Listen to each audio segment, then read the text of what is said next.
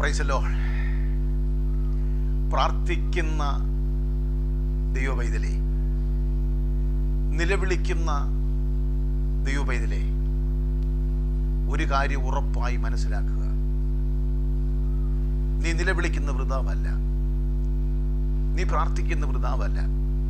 ഒരുപക്ഷേ നീ പ്രാർത്ഥിച്ച ഈ നിമിഷം നീ പ്രാർത്ഥിക്കുന്ന വിഷയത്തിന് മറുപടി കണ്ടില്ലെന്ന് വന്നാലും നീ ഭാരപ്പെടരുത്.